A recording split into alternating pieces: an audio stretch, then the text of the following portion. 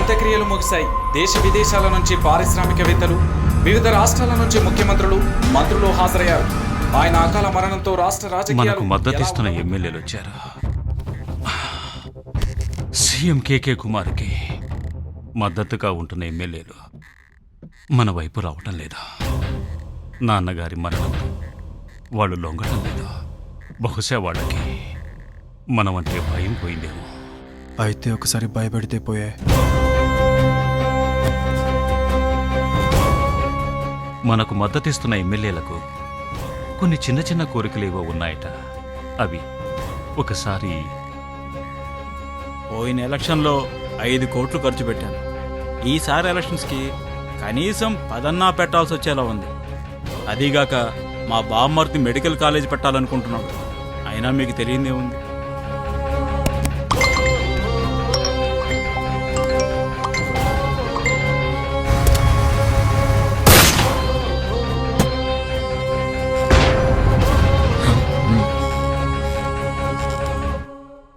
ఏం బావా, ఇంకా సీఎం కావాలనుకుంటున్నావా?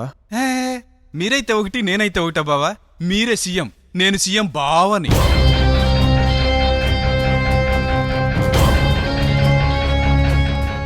ఆరోగ్య శాఖ మంత్రి వెంకటేశ్వరరావుని నిన్న రాత్రి దుండగులు కాల్చి చంపారు. నిన్న రాత్రి వాకింగ్ కి వెళ్లి వస్తుండగా ఈ ఘటన జరిగింది.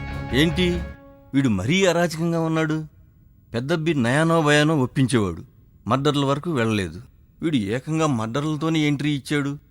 వీడిని భరించేదెలా? ఇన్నాళ్ళు పెద్దపి ప్రమోట్ చేసిన స్టార్ హీరోని సైట్ చేసి మనోడే సీఎం కావాలనుకుంటున్నాడని తెలిసింది. అవును సార్, నిన్నటి వరకు మెజారిటీ ఎమ్మెల్యేలు మన వైపే ఉన్నారు.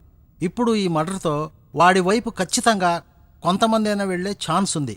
మనం ఏదో ఒక యాక్షన్ తీసుకోవాలి సార్, లేకపోతే స్లోగా అందరూ జారిపోతారు. యాక్షన్ తీసుకోవాలంటే అధిష్టానమే తీసుకోవాలి. మనం చేయగలిగేదేముంది? అపాయింట్మెంట్ కోసం ఢిల్లీ కాల్ చేశాను.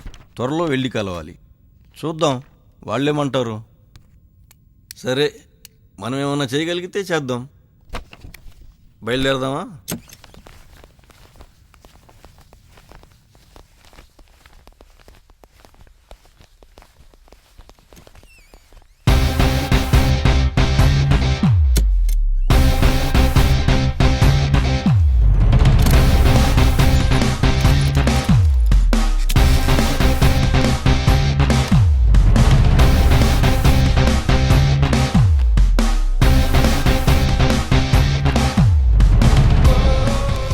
ఎస్,